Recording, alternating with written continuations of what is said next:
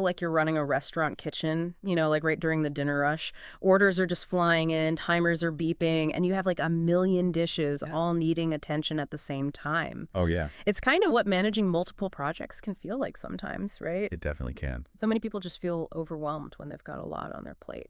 But the good news is there are actually ways to, manage all that complexity and even thrive in that kind of environment. And that is exactly what we are diving into today. We're taking a look at this YouTube video. It's by Enaam Alum of Sketchy Success, and it's called How to Manage Multiple Projects and Prioritize Tasks Like a Pro. Nice. And we're doing this deep dive because you wrote in saying that you're, feeling the pressure of having way too many projects and you're looking for some ways to kind of regain control, right?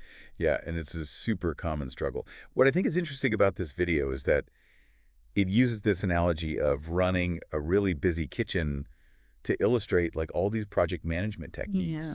It's really cool. I think that's what makes it so relatable and engaging. For sure. So in the video, Enaam introduces us to this character, Sarah. And she is dealing with, like the classic scenario, multiple projects, tight deadlines, demanding stakeholders. Does any of this sound familiar to you at all? Oh, definitely. And the video highlights that like a lot of project managers report feeling burnt out, letting things kind of slip through the cracks. Sarah's story is meant to show us, that we're not alone in facing these challenges. Okay, good. So I'm not the only one. No, not at all. But thankfully, the video doesn't just kind of dwell on the problems, right? Yeah. It takes a turn towards solutions when Sarah realizes she needs a better system, to manage all of this chaos. Absolutely. And that's where the idea of a portfolio view comes in. Have you ever worked with that concept before? Yeah. It's essentially a way of stepping back and getting like a bird's eye view of all your projects, almost like organizing a chaotic kitchen station so you can see everything clearly. I haven't used that specific term, but I definitely get the idea of getting that overview. Like without it, it's easy to just get totally lost in the weeds, Oh, yeah. and then you lose sight of the big picture. Exactly. And that shift from like constantly reacting to problems to proactive planning and prioritizing, crucial. Okay, I'm liking this already. So what does Sarah actually do to make that shift happen? Well, Enaam outlines several key strategies. And get this, each one is illustrated by the kitchen analogy. Okay, Pretty clever. I like it. So what's the first one? The first one is creating a master schedule. Master schedule. Yeah, so the master schedule is basically a central hub where you bring together all your project timelines, deadlines, and like key milestones. Think of it like that big whiteboard in a restaurant kitchen where the head chef maps out the entire meal prep. Makes sense. So it's basically getting everything out of your head and into some sort of visual format where you can really see what's going on and maybe like where potential conflicts might arise. Kind of like, I don't know, noticing that two dishes need the oven at the same time, but at totally different temperatures. Exactly. And that's where the next strategy comes in, the Eisenhower matrix. Ooh, I've heard of this. Yeah. It's a simple but powerful tool for prioritizing tasks based on how urgent and how important they are. Exactly. Now, I'm sure some of our listeners are already familiar with the Eisenhower matrix, Right. but for those who aren't, could you maybe give us a quick rundown of how it actually works? Absolutely. So picture a 4-quadrant matrix, right? Yep. And you basically categorize your tasks as like urgent and important, then important but not urgent, then urgent but not important, and finally neither urgent nor important. Right. And this helps you very quickly decide, okay, what needs my attention like right now? What could be schedules for later? What can I hand off to somebody else? And what can I just like eliminate completely? It's like that moment in the kitchen where, you have like 3 timers all going off at once. Oh, yeah. You have to make a split-second decision about which dish is, about to burn. Totally. Which one needs immediate attention and which ones you have a little more leeway with. It's about being really strategic with your time and your energy. And, research actually shows that using this kind of prioritization leads to faster decision-making. Yeah, that makes sense. You're eliminating all the mental clutter. Yeah. You can just focus on what truly matters. Exactly. Okay, I like it. So what's the next strategy that Enaam highlights? The next one is task batching. And this one is all about being efficient and avoiding those constant context switches that drain your energy and focus. Yes. It's a total game changer for productivity. So instead of jumping back and forth between like a million different tasks, you dedicate blocks of time to similar activities. Okay. Think of it like prepping all your veggies for the week, like all at once, instead of constantly switching between chopping, stirring, and sautéing. Yeah. You get into a rhythm, you become more efficient, and you avoid that mental fatigue. I'm already thinking about how I can apply this to my own work. Oh, me too. And the results are impressive. Yeah. Enaam mentions a potential 40% increase in output just through effective task batching. Wow. Okay. I am sold. All right. So now on to a strategy that I think a lot of people find challenging but can be incredibly liberating, and that is delegation. Yes, delegation. Mm. It's all about empowering your team and letting go of that need to control every single detail. It can be tough, right? Oh, it can be really tough. But it's essential if you're a leader who wants to avoid burning out and just focus on those super important tasks. It's like that head chef who trusts their sous chef to handle certain aspects of the meal prep. They know they don't have to do everything themselves and that their team can deliver. And the time savings. Significant. Effective delegation can free up as much as 20% of your time, according to Enaam. 20%. Wow. Okay, what could I do with 20% more time? Think about that. Yeah. Focus on strategic thinking, problem solving, or those high-level tasks that only you can handle. That's a compelling argument for maybe letting go of some of that control. It is. But delegation only works if you have really clear communication. Oh, absolutely. It's like giving really clear instructions to your sous chef. Yeah. Right? You need to be specific about what you want, how you want it done, and by when. And you also need to tailor your communication style to the individual. Right, right. Like some people need detailed instructions while others are more like, just give me the key points. I got this. Exactly. It's about knowing your team and adjusting your approach. And remember, clear communication isn't just about delegating tasks. Okay. It's about keeping everyone on the same page about the overall project, progress, any changes in priorities, and celebrating those successes along the way. Yes. Okay, so to support all of this, having the right tools is essential, right? Oh, for sure. Enaam talks about things like task management software and communication platforms. Right. Are there any specific tools that you find particularly helpful for like managing multiple projects? Oh, there are so many great tools out there these days. It really depends on your individual needs and preferences. But the key is to find something that helps you streamline your workflows, enhances collaboration, and just keeps you organized. Got it. So to recap, we've covered the master schedule for that big picture view, the Eisenhower matrix for prioritizing all those tasks, task batching for maximizing efficiency, and delegation for freeing up our time and empowering our teams. Yes. And of course, we can't forget clear communication. Of course. It's the glue that holds it all together. Makes sense. Now, there was this thing Enaam briefly mentioned at the end of his video that I'm curious about. It's called the less technique. What is that? Less is a super fascinating approach. Mm-hmm. It's a project management methodology that really emphasizes streamlining, efficiency, and delivering value quickly. Like, imagine having a secret weapon up your sleeve for those moments when you have to whip up something amazing in record time. Oh, intrigue. We'll definitely have to explore that further in part 2 of this deep dive. Absolutely. Stay tuned. Welcome back. So are you ready to dive deeper into this less technique? Oh, yeah, I am super curious about it. When Enaam mentioned it, he described it as, a way to get projects done fast when you're really short on time. That's it. It's a methodology developed by this guy, Fergus O'Connell, Mm-hmm. and it kind of challenges the idea that bigger is always better when it comes to projects. Interesting. Less is all about streamlining, cutting out stuff that you don't actually need, and focusing on delivering like maximum value, but quickly. Okay, so it's like choosing, I don't know, the highest quality ingredients for a dish and just getting rid of anything that might kind of muddy the flavors. That's a great way to put it. It's about being intentional with every single element, making sure everything has a purpose. Yeah. I think this is especially important, these days where we're always facing tight deadlines and like a million different things going on at once. Yeah, that's so true. So much of project management feels like you're just reacting to the latest, like, fire drill. This less approach seems like it could be a way to break out of that cycle. It definitely can be, but it requires a shift in mindset. You have to be willing to, like, challenge those assumptions, those traditional ways of doing things. Sometimes the most efficient path is not the one we're used to. I imagine it takes a lot of trust in your team, too. Oh, yeah. If you're, like, streamlining and getting rid of steps, you're giving them the power to make more decisions on their own. That's a key part of it. Less isn't just about cutting stuff out. It's about building trust, and collaborating more. It's about giving people the freedom to do their best work without being, micromanaged. Okay, so less micromanaging, more trusting. I like it. Exactly. So how does less actually work? Where do you even begin with this kind of approach? It all starts with being super clear about what you're trying to achieve, Hmm. crystal clear project goals. Then you break those goals down into smaller chunks. From there, you look at each step and think, okay, can we streamline this? Can we get rid of this? Is this absolutely essential? So it's almost like you're decluttering a physical space. Exactly. You get rid of anything that's not serving a purpose and just keep the essentials.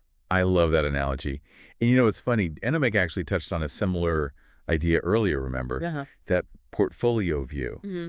It's about getting that big picture perspective Yeah. and then going in and decluttering and streamlining those individual projects. You're right. It's like those two ideas really work together, right? You Yeah. can't streamline individual projects unless you know how they fit into the bigger picture. Exactly. It's about connecting those two levels of project management.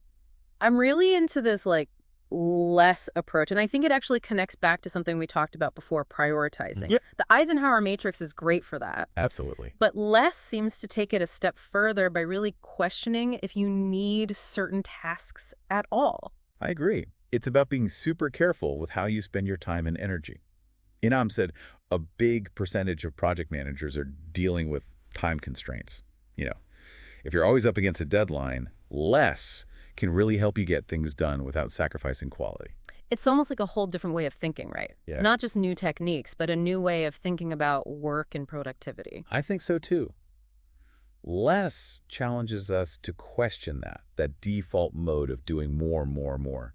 Sometimes the best approach is to do less, but do it really, really well. I love that.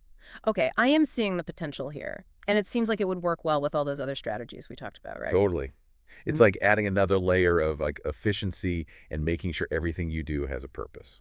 Before we move on, can we circle back to something you mentioned before about trust and autonomy in teams when you're doing the less thing? Yeah. It seems like this approach needs a different leadership style, one that's less about control and more about empowering people. That's a really great observation. I think this is a trend we're seeing more and more in the workplace. As work gets more complex, and knowledge-based, that old command and control style just doesn't work as well. Okay, so you're saying that old do it because I said so approach is out. Pretty much. Okay, got it. So how do you see less fitting in with this shift towards more collaborative, and empowering workplaces? I actually think less is a perfect fit for those kinds of workplaces. It's about giving people space and trusting them to do their best work. It's about getting rid of obstacles and bureaucracy and just letting teams, be creative and figure things out on their own. That makes a lot of sense. It's not just about getting things done faster. It's about making work more enjoyable and engaging for everyone. Exactly.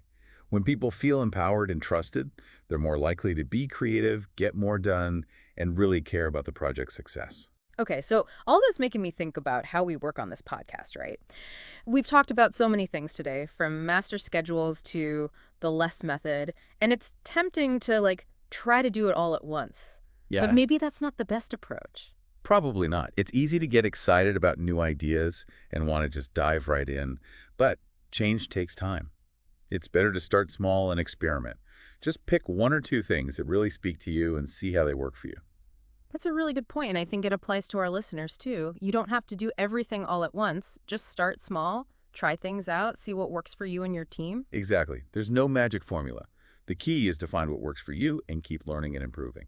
Okay, so we've talked about this less technique in depth, along with those other strategies from Enaam's video. What are your final thoughts on how all of this fits together? I think it all comes down to being more thoughtful about how we manage projects.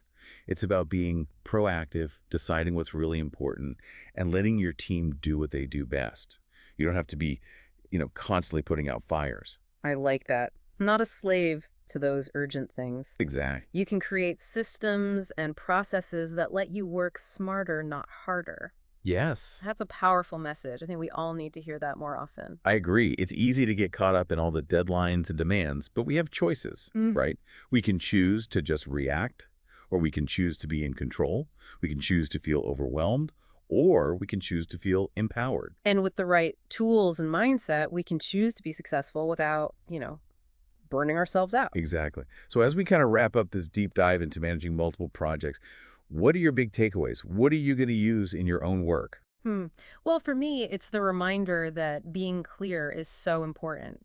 Whether it's having that clear view of all my projects with a master schedule or getting really focused on the essential parts of one project with less, that clarity is like the foundation. Absolutely. Without it, it's easy to get lost and lose sight of the big picture. And for me, the biggest takeaway is delegation. Oh, yeah. It's something I've always struggled with, but, hearing about the potential time savings and how much it can benefit my team has given me a new perspective. I'm going to be more intentional about delegating from now on. That's great. And remember, delegation is a skill. It takes practice. Don't be afraid to start small and then slowly increase, the complexity of the things you're handing off. That's good advice, and I think it applies to all the strategies we talked about, right? You don't have to do it all at once. Start with something that clicks with you, try things out, and see what works for you. Exactly. There's no right or wrong way to do this. Yeah. The key is to find what works for you and keep learning and growing as you go. So we've been going deep on all these strategies for managing, a bunch of projects at once. And so far, we've covered a lot. From master schedules to the Eisenhower matrix to even that whole less methodology thing. It's like we're building up this ultimate toolkit, right? Yes. For project management success. And in this last part, I kind of want to shift gears a bit and talk about the people side of all this. Oh, that's a good point. We've talked about all the systems and processes, but, it's people who are actually doing the work. Exactly. Right. And it's so easy to get caught up in all those technical parts of project management that we forget about the stuff that really matters, like communication and teamwork. And emotional intelligence. Yes. Enaam actually talks about this in the video, when he emphasizes clear communication and how important it is to adjust your communication style depending on who you're talking to. Right. He used that analogy of a chef communicating with their kitchen team. Right. Some people need really specific instructions, while others are good with just a little bit of direction. It's like you have to know each team member's strengths and weaknesses and kind of adjust your approach accordingly. Exactly. And create an environment where people feel comfortable speaking up, asking questions, raising any concerns, and sharing their ideas. That makes me think about less again Yeah. and how it needs a lot of trust within the team. Oh, absolutely. You can't streamline things and give people the power to make decisions if you don't have that trust. It's almost like the project manager becomes less of, a taskmaster. Right. And more of a coach or facilitator. Exactly. They're responsible for creating an environment where the team can, do their best work. Which means providing support, guidance, encouragement, but also clear expectations and accountability. It's a balance, for sure. Yeah. But so important. Speaking of the human element, Enaam mentioned burnout Oh, yeah? as a common challenge for project managers. It's a real problem. Mm. And I think a lot of times it comes from people feeling overwhelmed and unsupported. So what can project managers actually do to avoid burning themselves out? I think it starts with being aware of your own limits, knowing when you need to ask for help. That's huge. And as a leader, it's about creating a culture where it's okay to take breaks, delegate, and prioritize well-being. It's also important to set realistic expectations Oh, yeah. and celebrate successes along the way. Right, because it's so easy to get caught up in this go, go mentality that we forget to pause and acknowledge all the progress we've made. Celebrating those wins, even the small ones, can really boost morale and prevent burnout. This makes me think about finding joy in the work itself. Absolutely. If you're constantly dreading your projects, feeling super overwhelmed, it's hard to keep going. So how can we bring more joy into our work, especially when it's tough? I think it starts with finding some meaning in what you do, having a purpose. If you can connect your work to something bigger than yourself, something that you're really passionate about, Yeah. that can make a huge difference. It's also about pushing yourself and learning new things. Right. When we're growing and expanding our skills, it keeps things interesting. Exactly. And surrounding yourself with good people. A strong team that you can lean on and celebrate with, that makes a huge difference. Huge. Huh. As we wrap up our deep dive today, I just want to leave our listeners with one final thought. Go for it. Managing all these projects, Yeah. it's not just about, checking things off a list. Yeah. It's about creating something meaningful, building relationships, and actually finding some joy along the way. That's perfect. I think that's a great way to end this conversation. I think so too. Thanks so much for sharing your insights with us today. It's been awesome. The pleasure was all mine, really. And to our listeners, thanks for joining us on this deep dive into managing multiple projects. Hopefully, you've picked up some good tips and inspiration along the way. And remember, you're not alone in this. If you're feeling overwhelmed, don't be afraid to reach out for help. There are resources out there. You don't have to go through this by yourself. That's so true. Thanks again for being here, and we'll see you next time for another deep dive into something, that you care about.